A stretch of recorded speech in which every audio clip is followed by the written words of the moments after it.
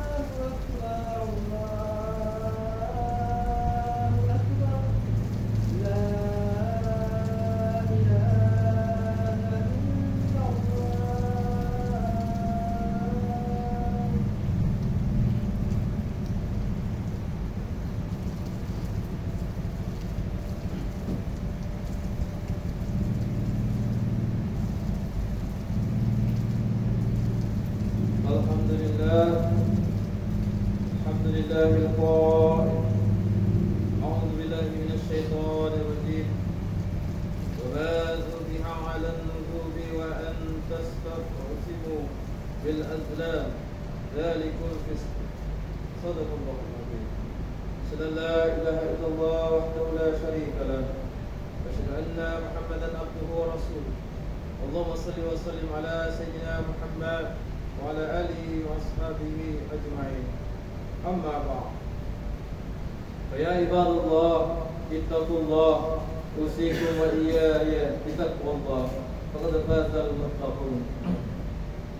Saudara muslimin jemaah yang dimuliakan Allah Subhanahu wa taala, sesungguhnya yang paling mulia di sisi Allah adalah muslim yang paling bertakwa. Karena itu, marilah kita terus berusaha menjadi muslim yang bertakwa dengan melaksanakan segala perintah serta larangan Allah Subhanahu wa taala agar peroleh kebahagiaan di dunia juga di akhirat.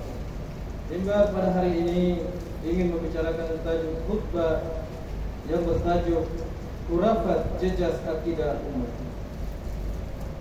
Para jemaah yang dirahmati Allah, kehadiran bulan Safar mengingatkan kita kepada upacara mandi Safar yang suatu ketika dulu menjadi amalan segelintir komuniti Islam di negeri ini.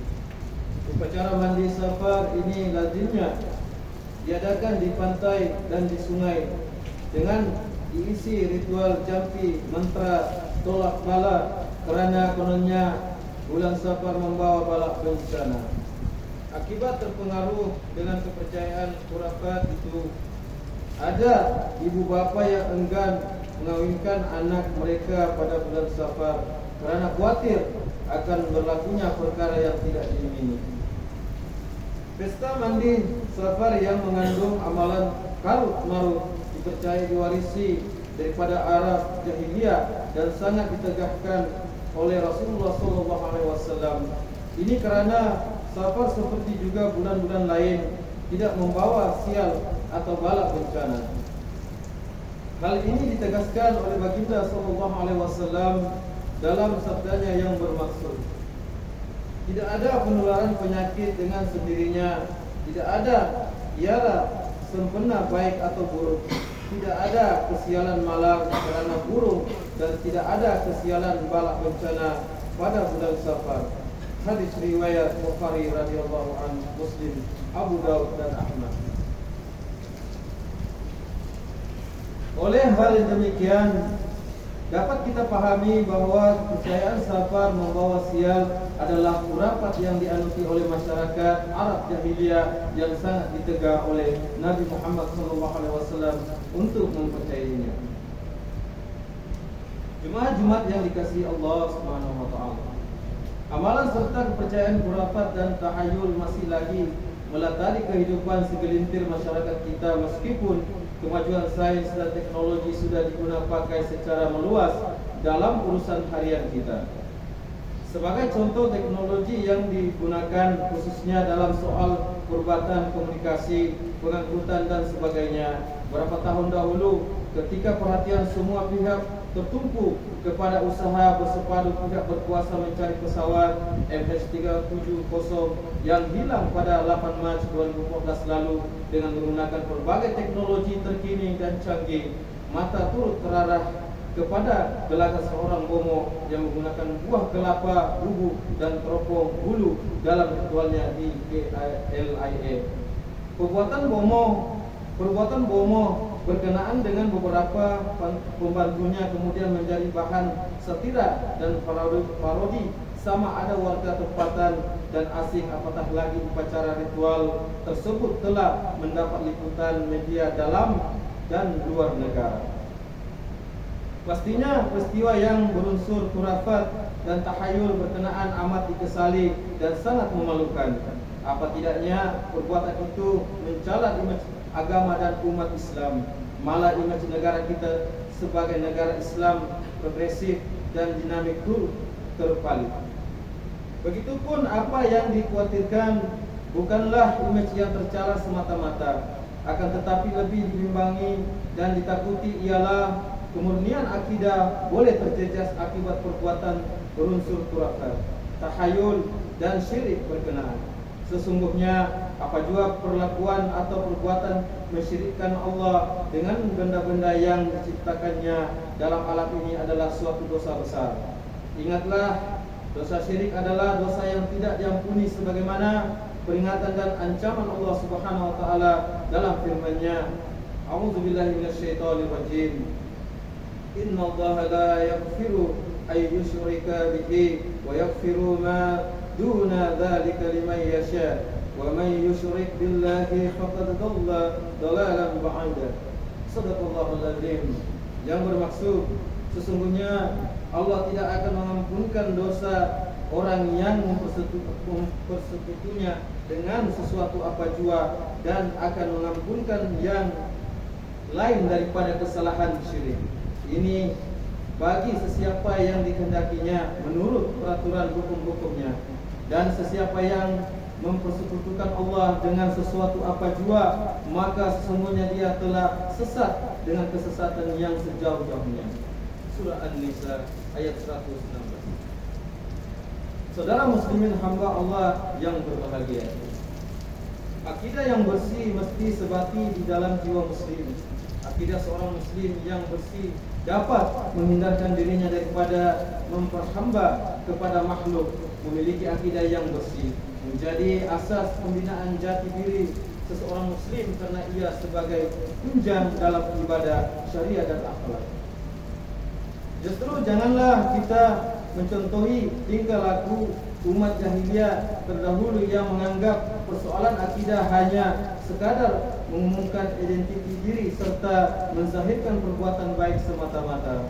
Sedangkan hakikat iman merupakan panduan antara keyakinan di hati dengan melaksanakan perintah Allah Subhanahu wa taala. Dengan kata lain, umat Islam wajib menghindar apa jua amalan dan kepercayaan berunsur khurafat dan tahayul bagi memelihara kemurnian akidah. Tujuannya menyelamatkan agama dan ummah dari terus musnah akibat kesan melakukan amalan yang bertentangan dengan akidah dan syariat. Hal ini sejajar dengan anjuran Allah Subhanahu wa taala menerusi firman-Nya dalam surah Yunus ayat 106. A'udzubillahi minasyaitonir rajim. Wa la tad'u min dunillahi ma la yanfa'uka wa la yadurruk. Fa in fa'alta fa innaka idzam minadh dhalimin. Maksudnya, dan janganlah engkau menyembah atau memuja yang lain dari Allah yang tidak dapat mendatangkan manfaat kepadamu dan juga tidak dapat mendatangkan mudarat kepadamu. Sekiranya engkau mengerjakan yang demikian, maka jadilah engkau orang yang berlaku zalim terhadap diri sendiri dengan perbuatan syirik itu. Jemaah Jumat yang dikasihi Allah Subhanahu wa taala, bersama-samalah kita melakukan perkara-perkara yang dapat menanam rasa cinta dan kasih sayang kepada Allah Subhanahu wa taala dan Rasul-Nya dengan mematuhi segala suruhan dan larangan agama. Jika merasakan diri sudah terlanjur melakukan kesalahan dan dosa, baliklah ke pangkal jalan dengan bertaubat atau kembali kepada Allah dengan memperbaiki diri, menyusun baik cara hidup dan menyambung kembali hubungan dengan Allah dalam bentuk yang lebih murni. Langkah ini bertepatan dengan saranan Allah Subhanahu wa taala. A'udzu billahi minasyaitonir rajim. Ya ayyuhalladzina amanu tubu ilallahi taubatan nasuha. 'Asa rabbukum an yukaffira 'ankum sayyi'atikum wa yudkhilakum jannatin tajri min tahtiha al-anhar. Shadaqallahul azim. Yang bermaksud, wahai orang-orang yang beriman, bertaubatlah kepada Allah Subhanahu wa taala dengan taubat nasuha. Mudah-mudahan Tuhan kamu akan menghapuskan kesalahan kamu dan memasukkan kamu ke dalam surga yang mengalir bawahnya beberapa sungai.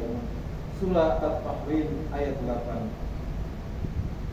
Barakallahu li wa lakum bil Qur'anil azim wa nafa'ni wa iyyakum bima fihi minal ayati wa dzikril hakim. Wa taqabbal minni wa minkum tilawatahu innahu huwas samiul alim. Aqulu qawli hadza wa astaghfirullahal azim li wa lakum wa li sairil muslimin wal muslimat wal mu'minina wal mu'minat al ahya'i minhum wal amwat fastaghfiruhu innahu huwal ghafurur rahim.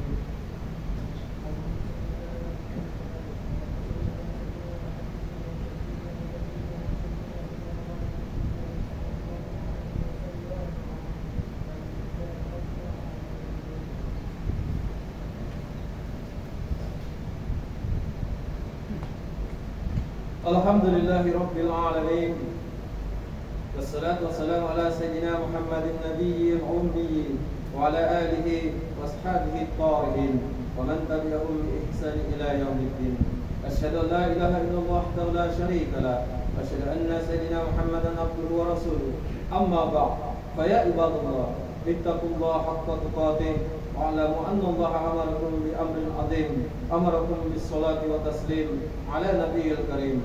فقال الله تعالى إن الله وملائكته يصلون على النبي يا أيها الذين آمنوا صلوا عليه وسلموا تسليما اللهم صل على سيدنا محمد وعلى آل سيدنا محمد كما صليت على سيدنا إبراهيم وعلى آل سيدنا إبراهيم وبارك على سيدنا محمد وعلى آل سيدنا محمد كما باركت على سيدنا إبراهيم وعلى آل سيدنا إبراهيم في العالمين إنك حميد مجيد. اللهم ارض عن الخلفاء الراشدين وعن بقية الصحابة والقرابة أجمعين وعن التابعين وتابع التابعين ومن تبعهم بإحسان إلى يوم الدين وارض عنا معهم يا أكرم الأكرمين. اللهم اغفر للمسلمين والمسلمات والمؤمنين والمؤمنات الأحياء منهم والأموات. اللهم أنزل الرحمة والبركة والهداية والسلامة والسكينة والصحة الدائمة على ملكنا kepada dunia yang maha mulia Sri Paduka Baginda yang dipertuan agung wa fahkamatil akhlaq, Tuhan yang terutama yang dipertuan negeri Sabah, wa ja'alillahumma hadhil baldata wa sa'ira bi'adil muslimin aminatan mutmainnah innaka ra'ufur rahim. Allahumma rfa' anna al-bala wal waba wal fasya wal munkar wal mihan wal fitan ma dhahara minha wa ma batan min baladina khassa wa min buldanil muslimin amma innaka ala kulli syai'in qadir. Ya Allah, naungilah kehidupan kami dengan kesejahteraan, keamanan, keselamatan, serta kurniakanlah kepada kami rezeki yang halal lagi diberkati. Hiasilah diri kami dengan sifat-sifat terpuji dan jauhilah kami daripada sifat-sifat terkeji.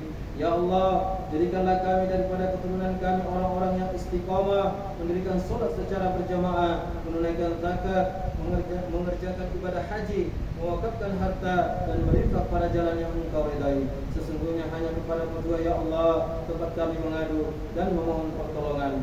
Rabbana atina fid dunya hasanah wa fil akhirati hasanah wa qina adzabannar. Ibadallah, inna Allah ya'muru bil 'adli wal ihsan wa ita'i dzil qurba wa yanha 'anil fahsya'i wal munkar wal baghi ya'idukum la'allakum tadhakkarun. Fazkurullaha 'azim yazkurkum washkuruhu 'ala ni'amihi yazidkum was'aluhu min fadlihi yu'tikum wa la dzikrullahi akbar wallahu ya'lamu ma tasna'un.